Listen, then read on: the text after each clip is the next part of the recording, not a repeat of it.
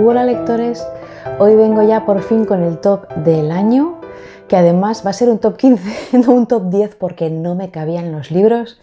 Y pensé, mira María, el primer año de canal hiciste también un top 15 y no pasó nada. Este año he tenido 52 lecturas. No os asustéis, muchas son relatos, incluso audiocuentos del canal del Desván de los Cuentos Perdidos, que lo escucho a veces.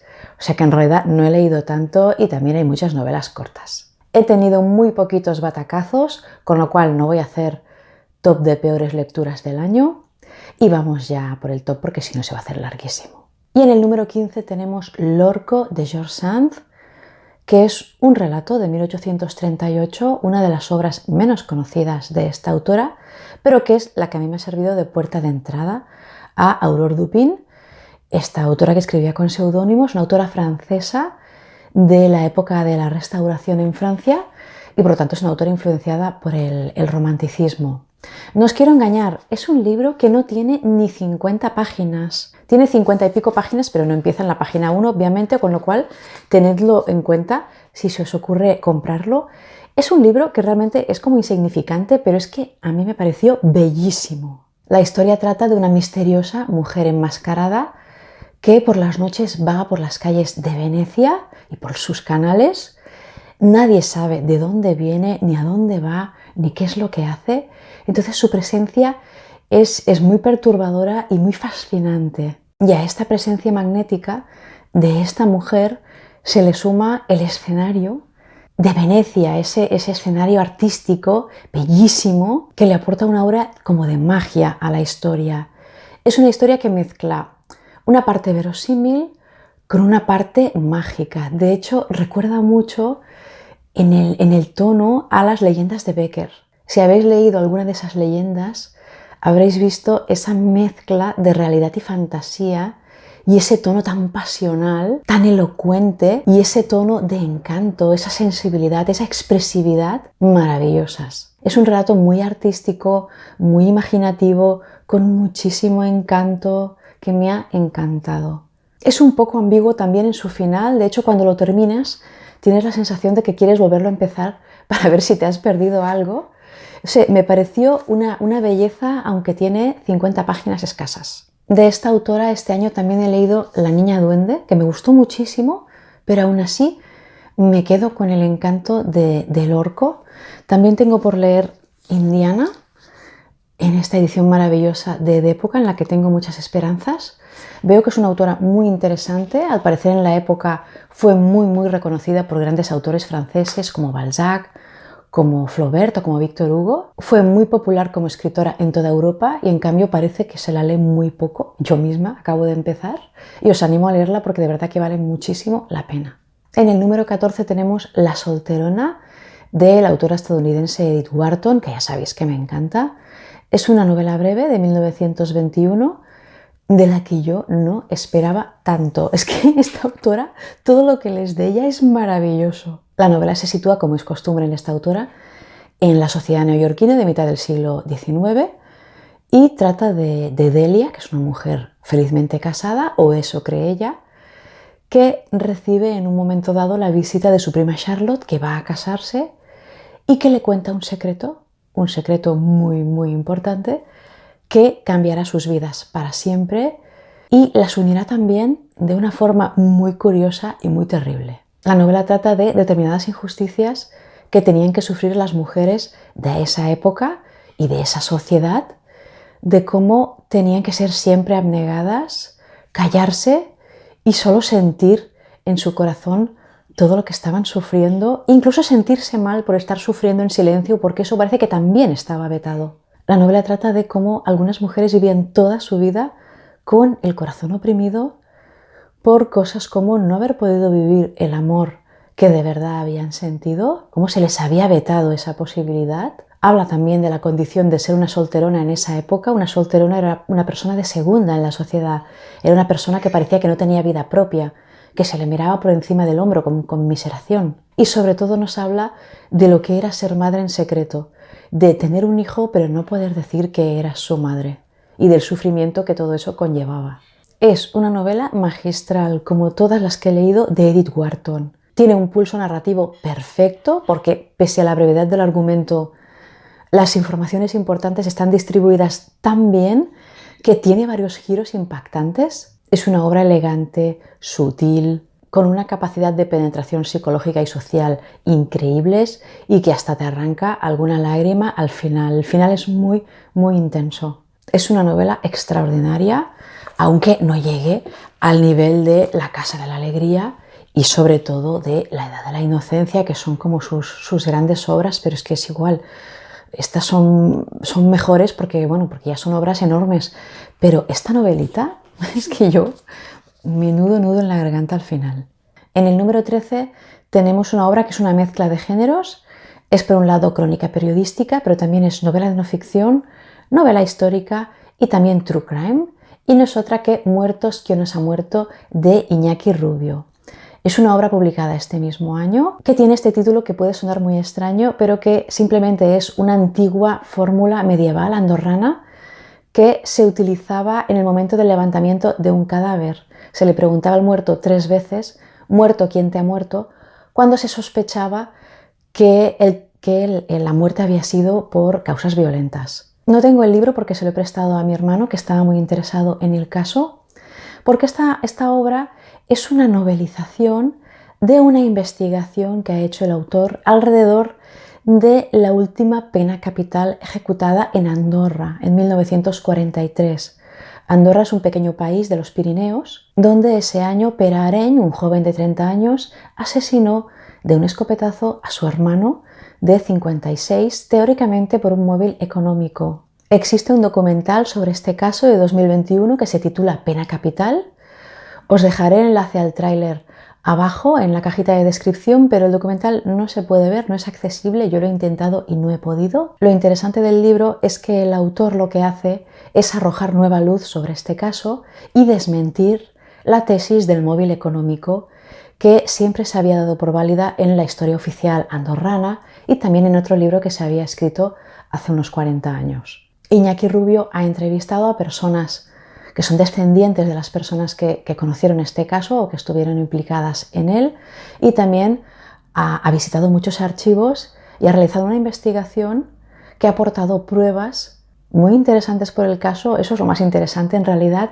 Me interesa más la investigación de archivo que el caso en sí, porque los que hemos estado en archivo sabemos lo difícil que es investigar, encontrar documentación que te aclare las ideas. Muchas veces vas a un archivo y no sabes exactamente qué estás buscando, ni está el documento que esperas allí esperándote. Entonces es muy interesante cómo Iñaki reconstruye el caso del mismo modo que hizo Truman Capote en A Sangre Fría. Si habéis leído esta maravillosa novela, lo que hace Capote es coger un caso de un asesinato de una familia en Estados Unidos a mitad del siglo XX y lo reconstruye en forma de novela de no ficción para darle más humanidad y más realismo. Entonces Rubio hace algo parecido. En vez de narrar solo un true crime o realizar solo una crónica periodística, lo noveliza y te explica cómo era la vida en Andorra en esa época, a mitad del siglo XX, cómo la sociedad andorrana era muy pobre, era un ambiente muy rural, era una sociedad regulada por usos y costumbres muy medievales todavía, cómo era la familia de la víctima y del asesino. Nos habla de cómo varias personas de esa familia parecían aquejadas de enfermedades mentales y nadie había hablado sobre eso, ni nadie lo había tenido en cuenta, ni lo tuvo en cuenta entonces. Nos habla de cómo se trató al preso, que es una cosa. Es extraordinario cómo en 1943 se pudo tratar así a una persona, aunque fuera un asesino confeso. Tiene una recta final tremenda. Si os fijáis en la cubierta del libro, es una fotografía del momento en el que las autoridades le leyeron al reo la sentencia de muerte en la plaza pública de Andorra la Vella, que es la capital de Andorra, delante de todo el pueblo, e inmediatamente lo llevaron al cementerio en procesión con todo el pueblo detrás y lo ejecutaron. Es tan extraordinario el trato que se dio al reo, cómo se desarrolló el proceso judicial, el proceso de deshumanización que se hizo de Pere Areny, que sientes que estás leyendo un libro que tuvo que situarse en otra época, que no puede ser que eso ocurriera a mitad del siglo XX. Entonces, lo más importante del libro no es que trate de un crimen, de un fratricidio, ni tampoco que hable de la extinción de un linaje, ya que de toda la familia ninguno de los hermanos se había casado, sino que es un libro que habla sobre la desaparición de una época en la que la sociedad andorrada vivía anclada en el pasado. Y sobre todo es un libro sobre la necesidad de ser civilizados y de ser justos. El libro habla mucho de la vulnerabilidad del individuo frente a la masa, de cómo la masa puede ser muy cruel y muy injusta. Es un libro muy interesante, sobrecogedor. Sé de algunos que habéis escuchado el podcast que se hizo de este caso en Crims. Yo no lo había escuchado, pero varias personas me lo han dicho. Vale muchísimo la pena. Es un libro muy interesante y sobre todo muy humano. No tengo permiso para publicar las fotos del asesino y de la víctima, que es algo que siempre da curiosidad, pero si los buscáis en Google, buscáis Pere Areny y Anton Areny, los encontraréis. También tenéis reseña específica en el canal sobre este libro si os interesa. En el número 12 tenemos Expiación, de la autora británica Elizabeth von Arnim. Es una novela de 1929 que me ha encantado. O sea, Elizabeth von Arnim se ha convertido en un refugio para mí. Cuente lo que cuente, es tan agradable, tan zona de confort. Este es el típico libro que le puedes regalar a todo el mundo. A todo el mundo le gusta este libro. Y de forma subjetiva añadir que la cubierta con este color lila claro es la más bonita que ha sacado Trotalibros y además es mi color, exactamente es mi color favorito. Yo a esta autora la conocí con Vera, que es una novela completamente diferente, es una obra que habla del maltrato psicológico, es una obra angustiante, pesadillesca. Tenéis reseña en el canal, por cierto. Y en cambio Expiación es una novela más bien tragicómica que habla sobre la hipocresía y la rigidez de la sociedad londinense de principios del siglo XX. Lo más curioso es que parece que esta autora publica libros completamente diferentes. De ella tengo pendiente de leer Un abril prodigioso o Un abril encantado, creo que se ha traducido en castellano, y me han dicho que es completamente diferente, que es como una comedia alegre. Y luego está también Elizabeth y el jardín alemán, que no la tengo, que me han dicho que también es otra cosa. O sea, es una autora absolutamente versátil. ¿De qué trata Expiación? La protagonista es Millie, es una joven viuda, acaba de enviudar y entonces en el momento de leerse el testamento se descubre que su marido la ha desheredado, la ha dejado desamparada, aunque son una familia rica, y ha dejado escrito en el testamento que ella sabrá por qué. Claro, rápidamente cae una losa encima de la familia y todo el mundo la cree culpable de adulterio. Y a partir de aquí se desata una sátira que es a ratos trágica, a ratos divertidísima, con ese tono incisivo, irónico que tiene Elizabeth von Arnim, que parece que delicadamente no dice nada, pero te lo dice. Tiene escenas conyugales tremendas, tiene escenas corales con toda la familia del difunto marido de Millie, que son absolutamente antológicas. Yo que tengo una familia muy grande, o sea, he vivido escenas de esas tragicómicas, pero un montón de veces. Y es que no tiene precio. Los diálogos, los comentarios de la abuela de la familia, bueno, es divertidísimo. Y con este tono tan ligero y tan divertido, en realidad trata temas complejísimos de la moralidad, de la sociedad. Hay momentos verdaderamente duros. La autora tenía mucho conocimiento de estos temas porque se casó varias veces y tuvo varios desengaños y estaba un poco resentida con el mundo, ¿no? Y por eso lo critica todo. Y destaco en especial cómo la autora retrata lo malas que pueden llegar a ser las mujeres con otra mujer que creen que ha actuado mal. En este caso, las mujeres de la familia protagonista se ponen absolutamente contra Millie, esa mujer que parece que ha cruzado una línea que no se podía cruzar. En resumen, es una lectura encantadora, ligera, divertida, con momentos duros, pero siempre muy acogedora. Siempre apetece leer a esta autora. En el número 11 tenemos el caso de Charles Dexter Ward, de Lovecraft, que está en este volumen de Valdemar, es el segundo volumen de las narraciones completas de Lovecraft. Lo voy a dejar porque pesa muchísimo. Bueno, esta novela corta de Lovecraft ha significado mi reconciliación con el autor tras el desastre de En las montañas de la locura, porque a diferencia de ese otro libro, que era buenísimo y perfecto en su narración, en su vocabulario, en su trama, pero no tenía personajes, este libro sí que los tiene. Este libro tiene humanidad y entonces ya me ha fascinado.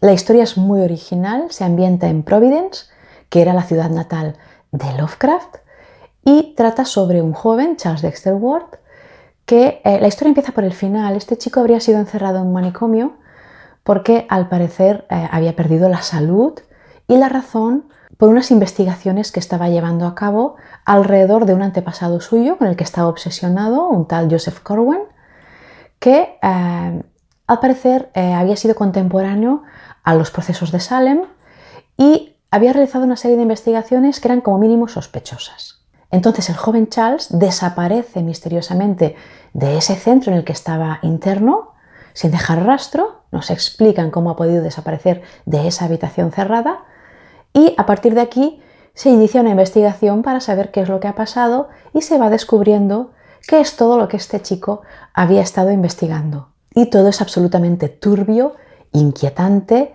y horroroso. De este modo la novela lo que hace es combinar novela policíaca con terror mediante la típica narración que hace siempre Lovecraft, que es la de ir adelantándote cosas futuras, pero sin contarte nunca demasiado. Te va dejando caer pistas, pero siempre te quedas sin saber el final. Y eso te mantiene interesado. Van apareciendo en la trama alquimia, nigromancia, libros misteriosos, tumbas abiertas, rituales y cantidad de elementos muy alarmantes, pero no acabas de saber a qué conclusión hay que llegar. El ritmo es impresionante, la narración es muy precisa y es increíble la cantidad de sinónimos que puede llegar a utilizar Lovecraft para no nombrar todo el rato el horror o el pavor. O sea, es increíble el vocabulario que llega a usar. En definitiva, es una lectura extraordinaria, con una estructura perfecta, una historia interesantísima y que nos habla de la locura del ser humano por el conocimiento, por descubrir cosas y su incapacidad de frenar la investigación, aunque se da cuenta de que llegar al final puede suscitar su propia destrucción. Seguiré con este autor estadounidense seguro. Me compré este pedazo de volumen solo porque estaba el del caso de Charles Dexter Ward, que tenía que leerlo para un curso, y ya me he comprado también el primer volumen, que si no me equivoco, el primer volumen son sus primeras narraciones y este ya son las más de madurez. En el número 10 tenemos Alguien voló sobre el nido del cuco, novela americana de Ken Kesey de 1962. Extraordinaria. No me quiero extender mucho porque tenéis ya reseña en el canal, pero yo no esperaba tanto de esta novelita que cogí un día del cesto de la biblioteca. La podéis encontrar en Anagrama si la buscáis ahora. Es una novela de la que conocemos mucho la película, la famosa película de Milos Forman, con Jack Nicholson y Louise Fletcher, y llego a la conclusión de que la película le ha hecho daño al libro. Es una pena porque es buenísimo. La novela se sitúa en un centro psiquiátrico estadounidense a mitad del siglo XX y nos enseña cómo se trataba a los pacientes en esa época. Se nos enseña el poco conocimiento que había de las enfermedades mentales, la poca sensibilidad que había hacia esas personas, las pocas ganas de tratarlos que había en realidad. Los internos eran sometidos cada día a humillaciones, a maltratos, a tratamientos absolutamente espeluznantes e inútiles, como el electroshock, como la lobotomía. Y en medio de todo esto tenemos a la gélida y sádica enfermera Ratched, que es la enfermera jefa y que es la que mantiene a los internos en un régimen de terror. En este contexto ingresará un nuevo interno, McMurphy, que es un delincuente de poca monta que ha elegido ir allí simplemente porque cree que será más fácil y más llevadero que ir a la cárcel otra vez. Y este hombre, que es un hombre rebelde, que es un hombre jocoso y con un carácter fuerte, enseguida verá cuál es la situación allí y se rebelará contra ella, amenazando con perturbar y desmoronar ese sistema férreamente implantado por la enfermera Ratched. Es decir, el nuevo interno alborotará el nido y provocará un conflicto muy grande con la autoridad. Ken Kesey fue un exponente de la cultura underground, de la cultura antisistema americana, y este libro es muy contestatario. Él se basa en su experiencia como paciente voluntario para probar drogas psicodélicas y también en una época en la que trabajó en un hospital psiquiátrico para veteranos de guerra. Él se convenció allí de que a esos pacientes no les pasaba nada, se convenció de que simplemente eran personas que no encajaban en la sociedad. Entonces esta novela en realidad es una metáfora de lo que pasa en la sociedad americana. Él te está diciendo que esos enfermos están allí y no les pasa nada. Te está diciendo que simplemente esas personas molestan a la sociedad y lo que se hace es encerrarlas allí y silenciarlas para que no alteren al rebaño. Ken Kesey te está diciendo que hay unos intereses por mantener el sistema establecido. La novela tiene de todo, es una gran historia, tiene grandísimos personajes, es muy inteligente, cuenta cosas muy interesantes, tiene reflexiones maravillosas, tiene momentos dramáticos, pero también tiene momentos muy humorísticos que te ayudan a sobrellevar todo lo que pasa en la historia. Tiene también un gran narrador en primera persona, que es uno de los internos, es un indio, hijo de un gran jefe, que ha sido relegado a la condición de barrendero y que se hace pasar por sordomudo precisamente para pasar desapercibido y que le dejen tranquilo porque tienen miedo. Y tiene un punto de vista muy reflexivo, muy tierno, muy sincero, muy bonito. En conclusión, es una obra maestra americana que no me explico cómo no es más conocida. Tiene un final espléndido, amargo, emotivo, pero también esperanzador. Lo recomiendo muchísimo. Y también, sobre todo, la película, porque de verdad que los actores han nacido para el papel. En el número 9 tenemos Bel Ami, novela de 1885 del escritor francés Guy de Maupassant, que yo todavía no había leído. Yo lo he leído en esta edición en catalán de Trotalibros, pero también existe, para los que lo necesitéis, esta edición de Alba en castellano, que me han dicho que también es muy buena traducción. Bueno, vaya novelón. Llevo toda la vida escuchando a la gente decirme, ¿pero no has leído Bel Ami todavía? No. Bueno, pues por fin me he estrenado con este autor, que por cierto me ha gustado tanto que ya me he hecho con todos sus cuentos en esta edición tremenda de Valdemar, que ya sabéis que la colección gótica es mi obsesión. El argumento de la novela gira alrededor de Georges Duroy, que es un joven soldado que no tiene trabajo, que no tiene estudios, que tiene muy poquitas ganas de trabajar, pero que quiere ascender socialmente y que lo conseguirá a través de las mujeres, seduciendo a las mujeres de la alta sociedad. Es un hombre apuesto, inteligente, arrogante y muy ruin, pero también muy carismático y con sus momentos de duda y de inseguridad, que también resulta muy divertido. Maupassant era muy naturalista y como tal retrata muy fielmente a la sociedad de su tiempo y muy especialmente hace un retrato fantástico del mundo periodístico, de la corrupción interna que había, de la manipulación informativa,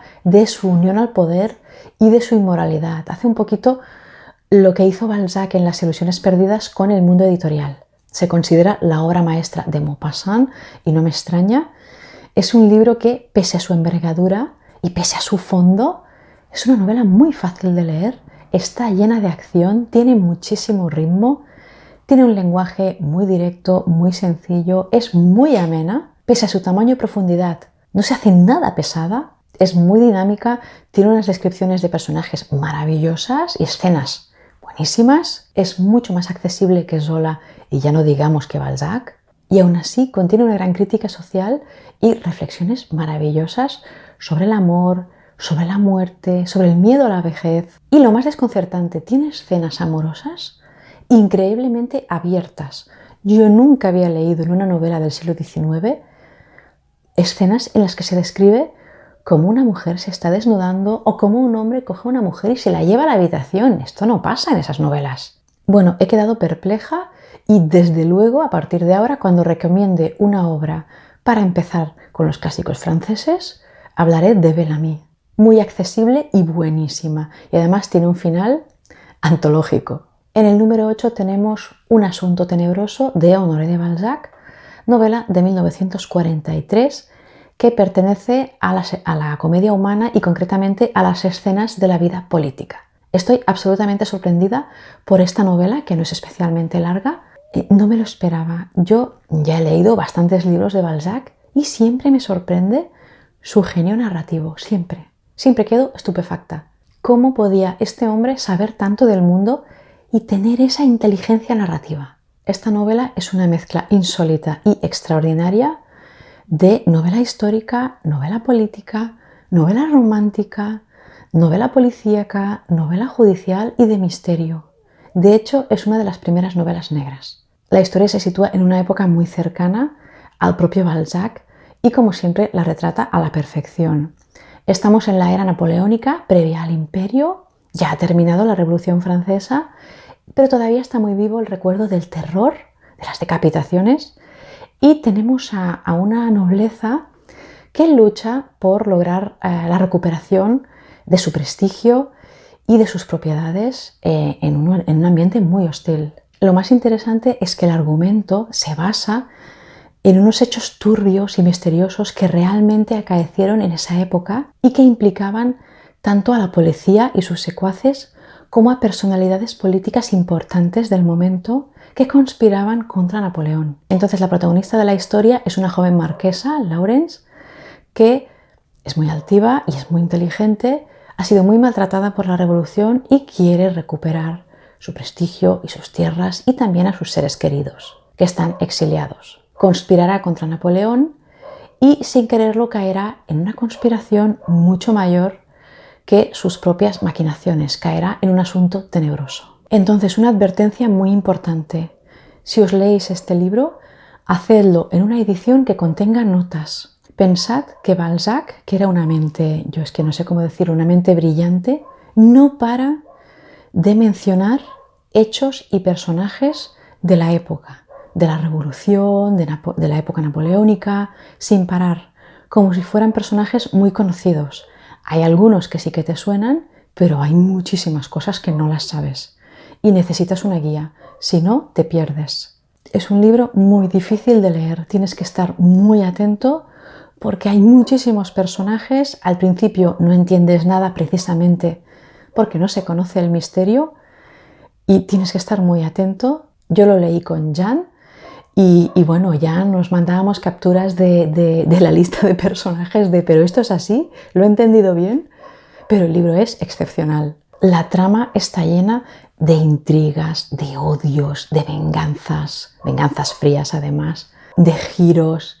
Es apasionante, la lectura es vertiginosa. Algunos personajes son de una astucia inconmensurable y tienen unos enfrentamientos absolutamente históricos, antológicos. Como os decía, el inicio del libro es un embrollo, no te enteras de nada, no entiendes de parte de quién está cada personaje, quién es realista, quién está con Napoleón, quién es revolucionario. Encima están las habituales digresiones de Balzac que te parten la trama por la mitad, pero es igual, de verdad vale muchísimo la pena.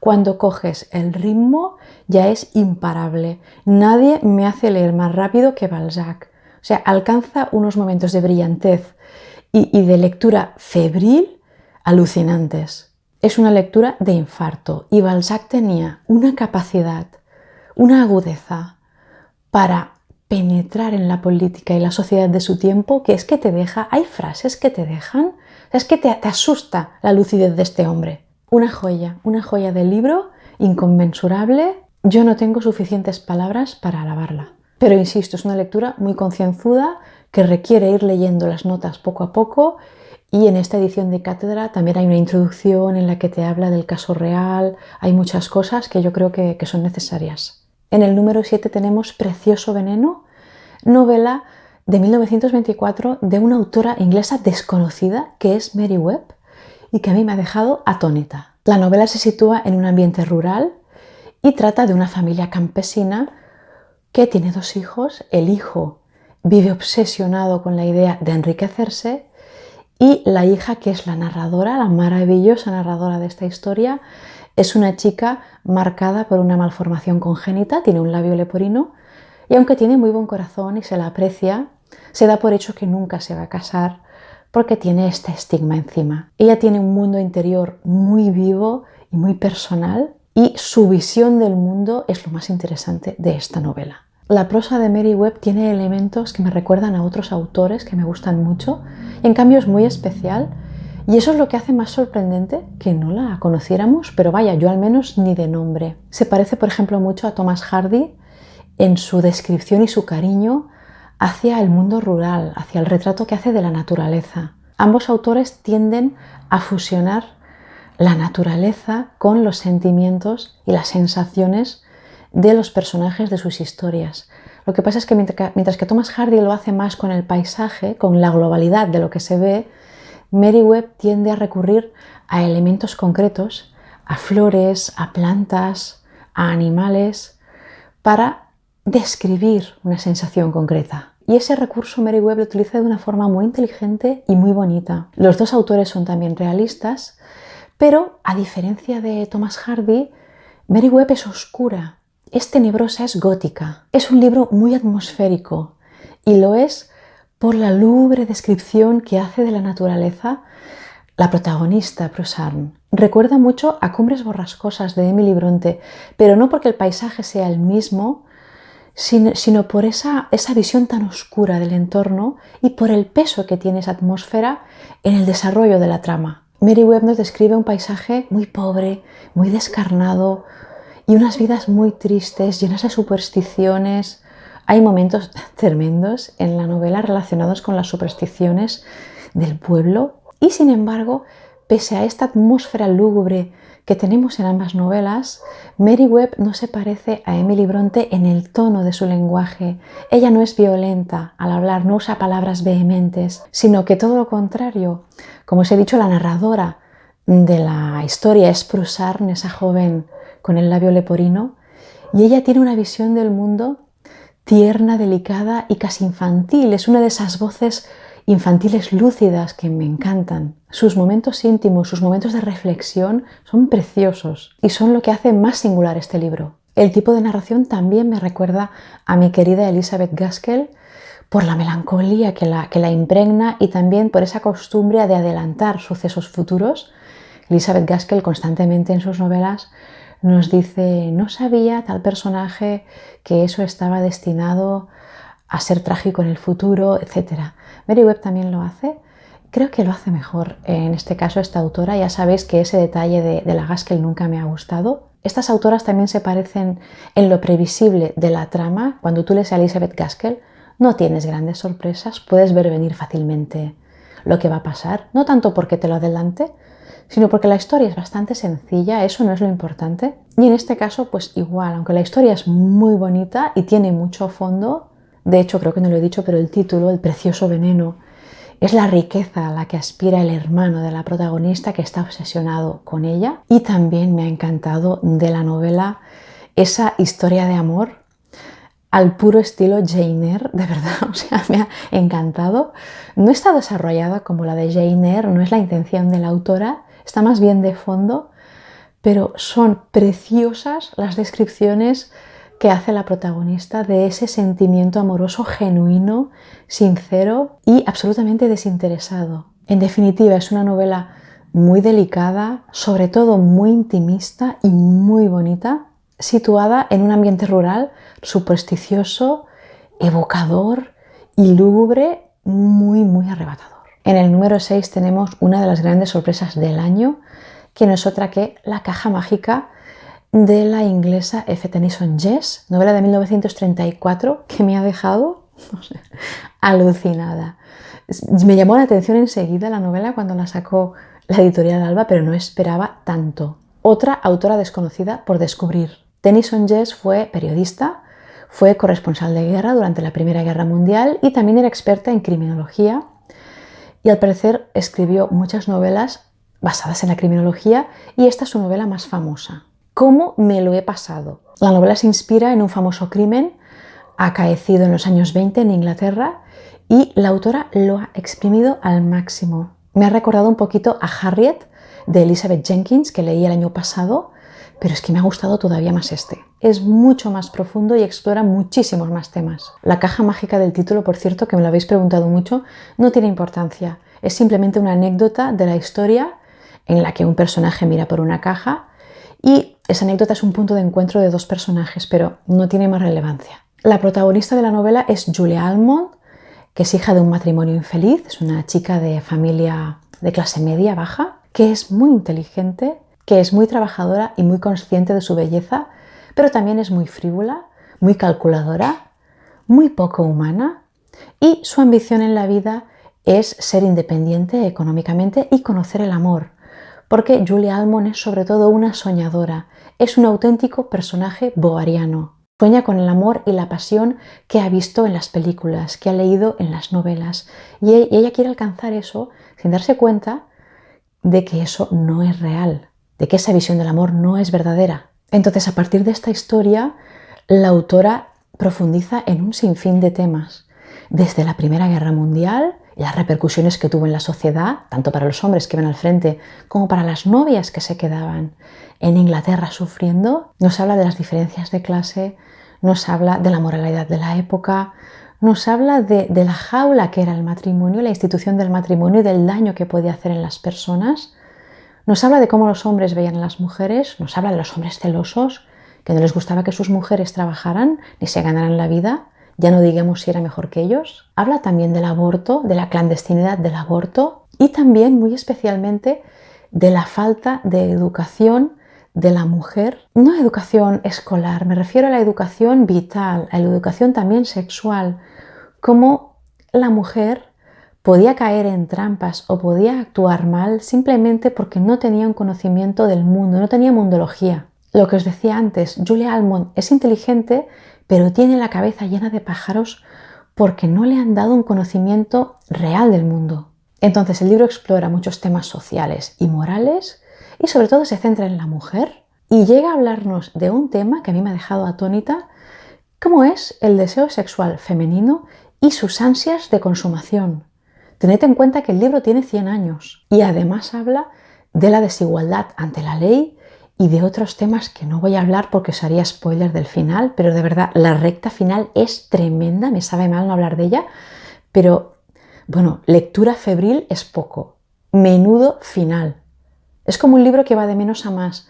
Cuando empieza es interesante, la vida de Julia Almond, su forma de ser, es interesante. Al principio te cae muy mal además la protagonista, luego vas empatizando con ella porque te acaba dando pena las cosas que pasa y el final es tremendo.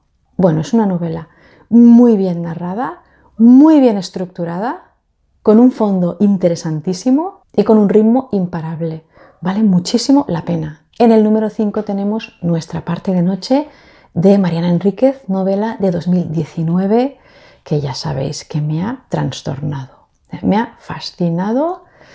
Es un libro que a mí me entró por los ojos, me gustaba muchísimo la cubierta, estoy obsesionada con el cuadro y me encantaba el título, me parece precioso. Me arriesgué a leer una novela del siglo XXI y bueno, estoy absolutamente fascinada. Lo voy a leer todo de esta autora. Es un libro polémico, es un libro que no gusta a todo el mundo y afortunadamente yo sí he podido triunfar con él. No tengo suficientes palabras para describir la sorpresa que ha sido para mí esta novela. Es una obra muy arriesgada que mezcla con éxito, no se sabe cómo, pero funciona. Mezcla la dictadura militar de Videla, la dictadura argentina, con rituales mágicos y satánicos de una secta oscura y perversa. El eje de la historia son un padre y un hijo. Tenemos a Juan, que es un hombre extraño, hosco, es una especie de Heathcliff, que emprende un viaje con su hijo Gaspar, su pequeño hijo, un viaje que tú no sabes hacia dónde va.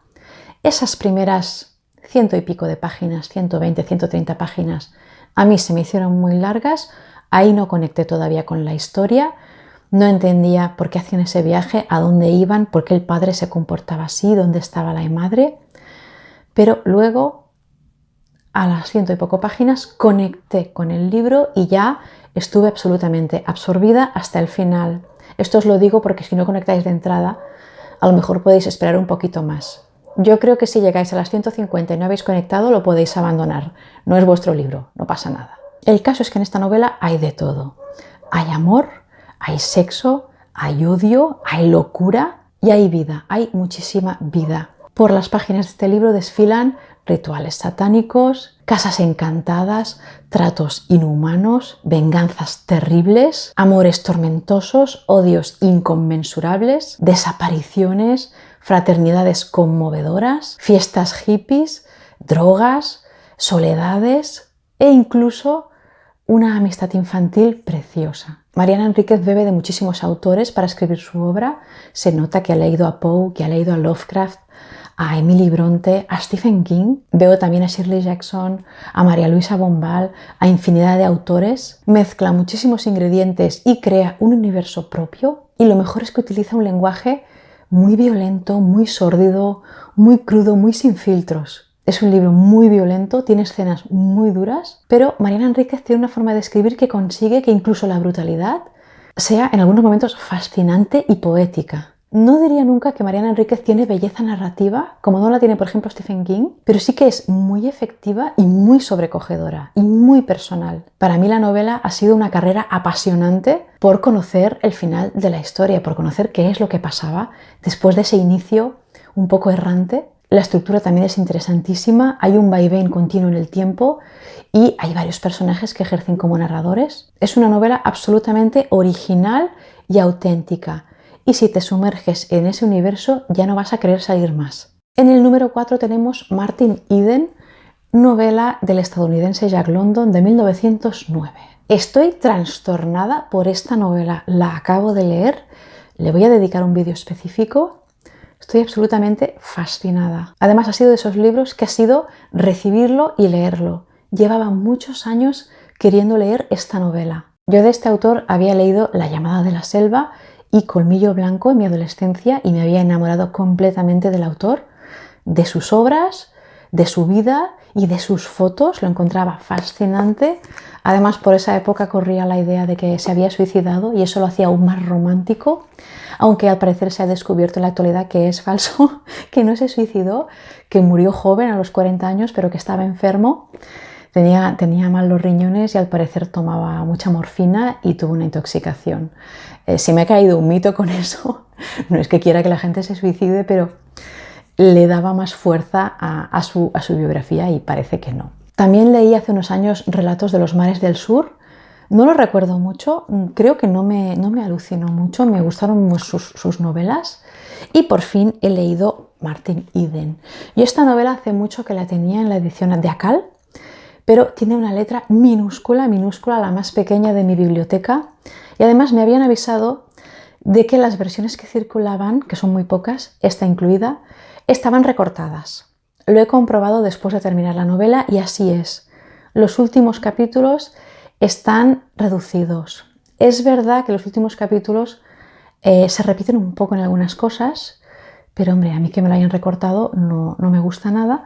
Y justo ahora Alba ha sacado esta bellísima edición, que es la primera vez que se publica el texto íntegro en castellano con traducción de Marta Salís, que es buenísima, me ha encantado porque además el personaje protagonista empieza hablando de una manera y termina hablando de otra y eso se capta en la traducción. Martin Eden es un joven y apuesto marinero que por una casualidad será invitado a cenar a una casa de la pequeña burguesía y allí despertará su amor innato.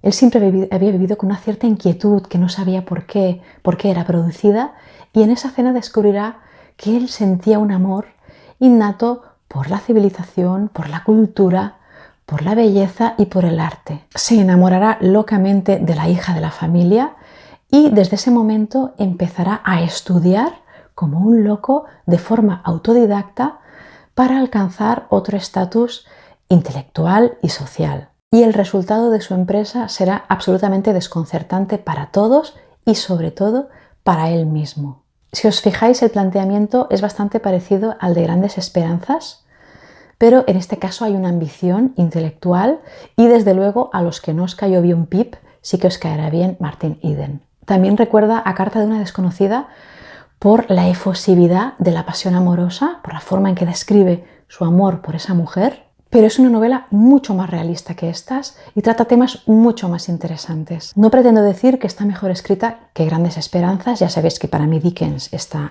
juega en otra liga, pero el libro está muy bien escrito, tiene unas reflexiones maravillosas, tiene unas frases que es que yo iba enviando audios a mis amigos leyéndoles el libro, imaginaos cómo estaba yo, impresionadísima por la prosa de Jack London, que confieso que ya no recuerdo de mi adolescencia. Estamos ante una narración extraordinaria de cómo un hombre hosco y sin estudios, un marinero, se convierte en un filósofo de talante nietzscheano que supera al resto de personas que le rodean. Es la novela más autobiográfica del autor y no me extraña porque si conocéis un poquito la biografía de Jack London, él fue un hombre de origen pobre que en su juventud estuvo dando tumbos por el mundo, siendo marinero, yendo también a la fiebre del oro, pasando muchas penurias y muchas aventuras, y luego convirtiéndose en escritor y conferenciante de éxito. Pero no os vayáis a pensar que el libro es alegre, no, es una novela que trata sobre el héroe trágico, sobre el creador incomprendido, sobre el genio que crea de forma compulsiva y nadie entiende por qué lo hace y nadie lo aprecia. Estamos ante el hombre de mente inquieta, de mente crítica, que acaba superando a su sociedad y que esa sociedad es asustadiza y rechaza a esa persona que tiene una mente más abierta y que se plantea las cosas y que amenaza sus cimientos. El libro te viene a decir que una persona puede tener muchos conocimientos, pero no ser inteligente, porque no sabe aplicarlos, ni relacionarlos, ni sobre todo ser crítica, cosa que Martin Eden sí que hace. Es una novela impresionante, escrita con un estilo muy accesible, sencillo, directo, reflexiona sobre multitud de temas, desde la creación artística hasta la pobreza, retrata muy bien las vidas de la gente pobre, las vidas de sacrificio de esas personas. Es un libro muy naturalista. Habla, por ejemplo, de algo muy interesante como es la anulación del pensamiento que provoca el trabajo duro. ¿Cómo podía una persona que trabajaba tanto como algunas que se muestran en esta novela tener algún pensamiento racional o crítico? Era imposible. No tenías fuerzas y lo retrata tan bien. En definitiva, una novela colosal que yo no me explico cómo estaba tan olvidada. Maravillosa, me ha encantado. Y vamos ya por fin al top 3. Ya sabéis que en el top 3 siempre pongo novelas que, aparte de ser buenísimas, me han traspasado de alguna manera. He estado a punto de incluir Martin Eden en el top, pero al final la he quitado. Es que a veces tenemos tendencia a dar prioridad a las últimas novelas que hemos leído porque tenemos un sentimiento más reciente y yo no me quería olvidar de Fortunata y Jacinta, que sería mi top 3. Es una novela de una envergadura que ya se sale de lo normal. Si yo hiciera este top estrictamente fijándome en la calidad, esta novela sería la primera. Es una novela como pocas hay en la literatura, como El Quijote, como En busca del tiempo perdido. Son obras de una ambición superior y de un resultado superior que abarcan una cantidad de temas y de personajes que se sale de lo normal. ¿Por qué no lo pongo el primero? No lo pongo el primero porque yo creo que este libro tiene un defecto. Luego os hablaré de lo maravillosa que es, pero tiene un defecto y es que no es una novela depurada. Es una novela a la que le sobran muchas páginas. Son todas muy disfrutables, el libro no se me hizo pesado, pero es una pena que un libro como este no esté depurado. Es una novela de 1887, la obra maestra de Benito Pérez Galdós y una de las novelas más importantes de la literatura universal y sobre todo de la literatura española. Solo estaría por detrás de El Quijote y quizá de La Regenta. Siempre hay la eterna polémica entre si es mejor La Regenta o Fortunata y Jacinta. Es una novela realista de una humanidad inconmensurable. Qué gran persona debió ser Benito Pérez Galdós. Hay unas ideas avanzadísimas para la época en esta novela y que son obviamente las que tenía el autor. La novela trata de dos mujeres de diferente clase social, pero muy buenas, que sufren por el mismo hombre. Tenemos a Juanito Santa Cruz, que es un hombre malcriado, egoísta, apuesto, pero muy desalmado y muy mujeriego, que tiene una esposa que es Jacinta. Jacinta es la típica mujer de la época, abnegada y fiel, que sabe que su marido le es infiel. Y por otro lado tenemos a la amante, Fortunata, que es una joven pobre, locamente enamorada de ese hombre que juega con ella. Entonces son dos mujeres condenadas a la infelicidad por cómo es su sociedad. Jacinta debe callarse y Fortunata tiene que soportar cómo los demás la tratan, mangonean su vida y la tratan de mujer perdida, cuando ella realmente dentro de sí misma se dice: no, yo soy buena, yo soy fiel, yo quiero a ese hombre y no quiero estar con ningún otro, no quiero casarme con ningún otro. Realmente ella es buena y humilde de corazón, aunque su sociedad le quiera hacer creer lo contrario. Hay un montón de personajes en la novela absolutamente extraordinarios, desde Estupiñá, que es impagable, hasta Feijóo, que es un hombre que encarna todos los valores que debía tener Galdós, que está contra el matrimonio, contra el daño que hace el matrimonio contra las personas, contra la infelicidad que promueve esa institución. No os dé miedo leerlo, de verdad. Es un libro que se lee solo, que fluye muy bien. Es un libro que tiene partes divertidas, partes muy humorísticas, tiene partes dramáticas, tiene de todo. Es esas novelas que tienen de todo. El retrato que hace de la época de Madrid en la segunda mitad del siglo XIX es maravillosa. El retrato psicológico de los personajes no puede ser más estupendo.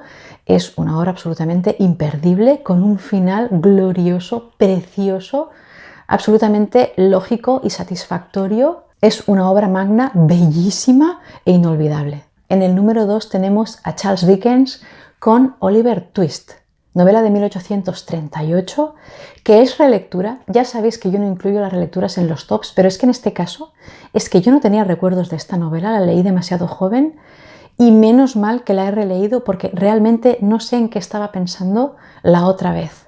Es una novela extraordinaria. No me voy a alargar mucho con esta obra porque tenéis video reseña específica porque es que la mereció, pero se confirma que para mí Charles Dickens es el mejor narrador que ha existido nunca. Tiene un encanto, una belleza, una sensibilidad, una musicalidad. El primer capítulo es una cosa como hace que te enamores de un niño al que todavía no conoces, que acaba de nacer y ya te tiene el corazón encogido. Una tristeza. La novela trata de un niño huérfano que nace en un hospicio y desde el principio, por cómo es la gente de su época, por cómo es la moral de su época, está etiquetado como persona indeseable, condenada a vivir una vida de penurias, solo por su origen. Toda la novela son las aventuras y desventuras de Oliver Twist en un mundo hostil, cruel e injusto. Es una novela de formación, de aprendizaje, es una novela social, también es una novela de Newgate, en la reseña hablamos de este tema, y está plagada de personajes secundarios absolutamente antológicos. Es que yo me pregunto cómo lo hacía Charles Dickens para describir a los personajes así, esos villanos, esas escenas cómicas, grotescas. Era formidable. Esa ironía que impregna toda la novela. Es verdad que es una novela muy adecuada para leer en la juventud porque tiene muchas aventuras, pero creo sinceramente que a esa edad, sobre todo si eres todavía adolescente, no puedes ser capaz de captar la ironía que hay constantemente en todas las frases. Es que es una cosa. Es un libro de aventuras lleno de buenos sentimientos de humanidad, muy inteligente, escrito con absoluta maestría. Yo sigo sin explicármelo. Yo antes siempre decía que la mejor novela para empezar con Dickens era Grandes Esperanzas. Ahora, aunque creo que es una muy buena opción, creo que es más sencilla de leer Oliver Twist y también absolutamente preciosa y genuina. Y vamos ya a por mi top 1, que ya lo sabéis todos porque ya lo he dicho en todas partes y ya he publicado la videoreseña. Y no es otra novela que Tess de los D'Urberville de Thomas Hardy, novela de 1891 que me ha dejado un algo en el corazón que no se va a ir nunca más. Ha sido terrible la lectura por lo trágica que es la historia. Estamos acostumbrados al pesimismo vital de Thomas Hardy, a que nos destroce por dentro, pero es que esto ha sido ya descomunal y encima me dicen que Jute el Oscuro es mucho peor. Lo voy a dejar para el año que viene porque yo no puedo soportar tanto de golpe, pero ha sido tan fuerte que ha habido momentos en los que me he preguntado si seguía gustándome leer, porque es que me daba hasta miedo coger el libro. La angustia era tremenda. Estoy absolutamente deslumbrada por Thomas Hardy, no solo por su prosa, que es maravillosa, sino también por su amplitud de miras, su humanidad y su valentía al enfrentarse a la sociedad victoriana con esta novela que era muy atrevida para el momento y fue un absoluto escándalo. El tema central de esta novela es la mujer caída como se entendía en el siglo XIX. De esto hemos hablado en la videoreseña de Tess, como en esa época pues una mujer tenía que ser virgen hasta el matrimonio y por supuesto no estar con otros hombres después. Ya hablaríamos de la mujer adúltera. La novela trata de una joven campesina, Tess, que es muy buena, muy dulce y muy recta moralmente, que de algún modo será víctima de las circunstancias de su familia y de la moral social.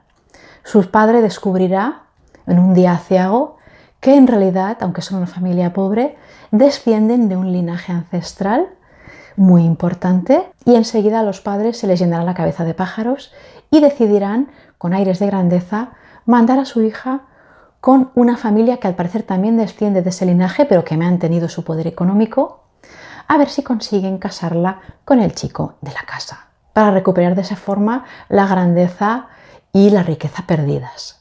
El problema será que Tess no conoce el mundo, no conoce su crueldad, no conoce el engaño y no conoce a los hombres. Entonces el libro te muestra cómo en la época una mujer que perdiera su virginidad estaba perdida para siempre y no importaba que hubiera sido voluntario o que hubiera sido forzada, el resultado era el mismo.